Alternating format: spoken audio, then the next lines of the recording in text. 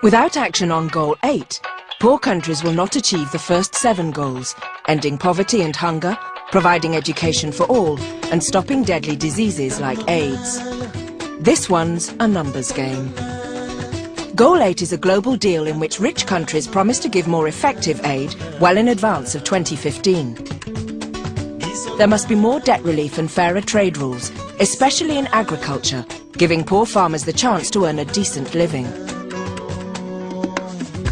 Poor countries must also deliver their part of the deal, ensuring greater accountability to their citizens and efficient use of resources. Good morning and welcome to Global News ASAP. Today our main topic is the Millennium Development Goals, specifically number 8.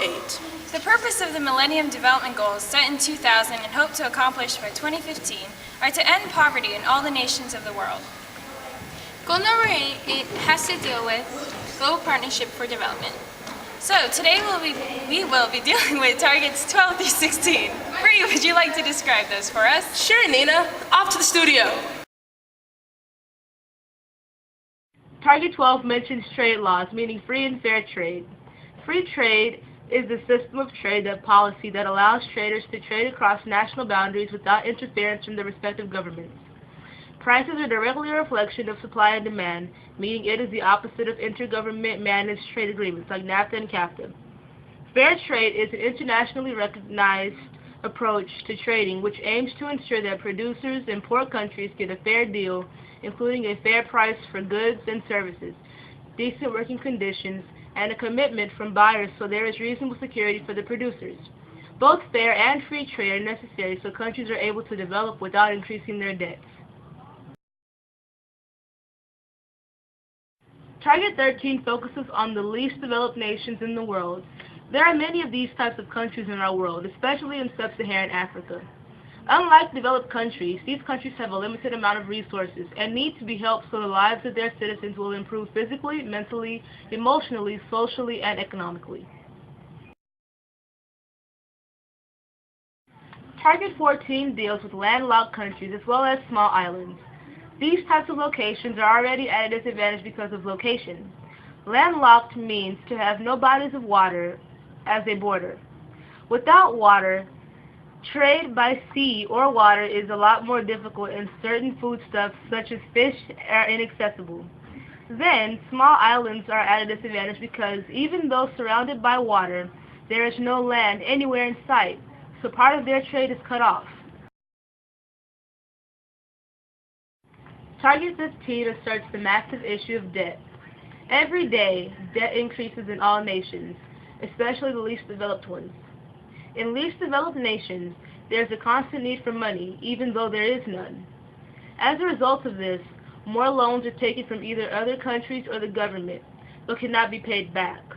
Obviously, the debt of the countries increases, and the citizens are in a bigger bind than before.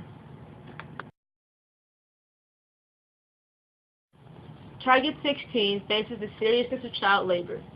As we know, child labor has been an issue since the Industrial Revolution.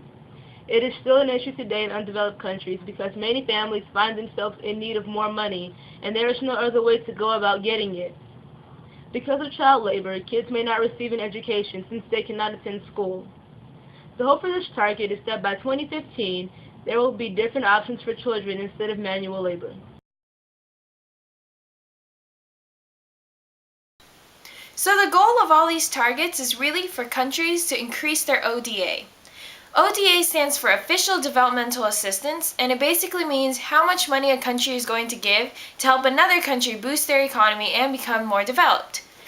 Right now, the UN goal for all developed countries is 0.7%, which means they want all countries to contribute 0.7% of all their national income to developing countries, mainly in sub-Saharan Africa. Right now, only 5 countries have achieved this UN goal, and the world average for all other countries' donations lie at 0.31%, which is less than half of 0.7. This means for all these targets to be successful, by 2015, all countries need to boost up their ODA by more than half to allow other countries to become more sustainable and to achieve this developmental goal number 8.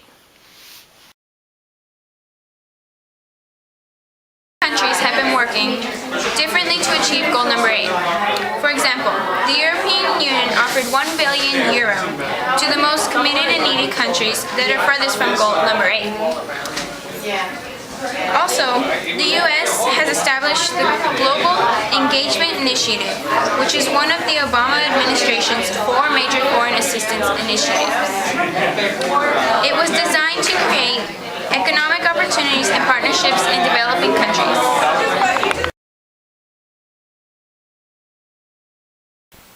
The UN has also created some programs to help developed nations put their ODA to best use. For instance, they created the HIPC and the Poverty Reduction Strategy papers. HIPC stands for Heavily Indebted Poor Countries Initiative. This initiative was created to help developed countries partner with developing countries to slowly relieve them from their debt. Debt is one of the major problems plaguing developing nations, and by partnering with the IMF, the World Bank, and developed countries like the US, smaller countries and the poorer countries are able to slowly get rid of their debt. The Poverty Reduction Strategy papers are papers the UN published to help developed countries and developing countries make plans to slowly help them become more sustainable. These are both examples of programs that the UN has created to help complete and achieve the Millennium Goals by 2015.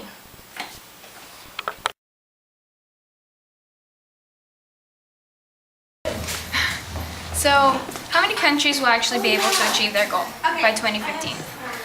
Latin America and the Caribbean have already achieved their goal.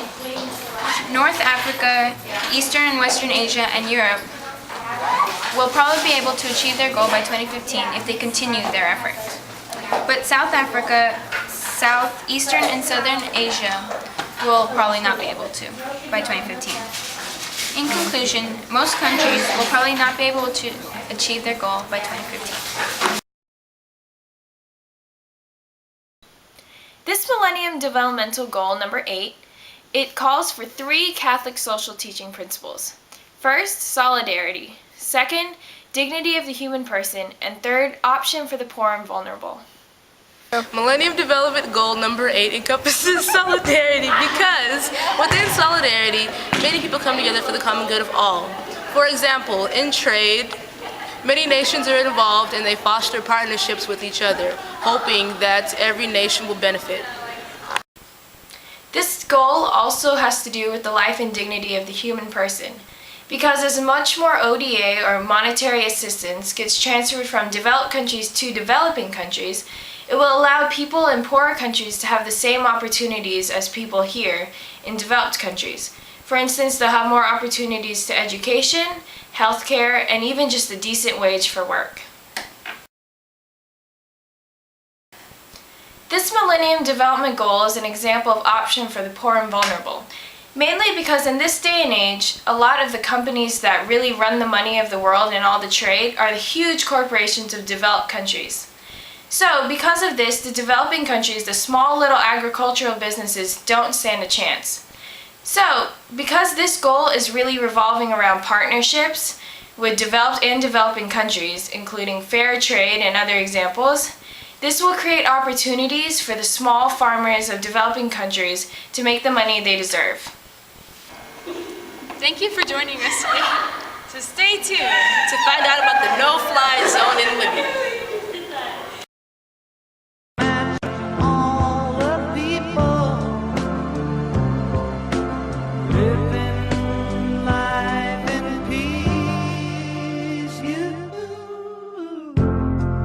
May say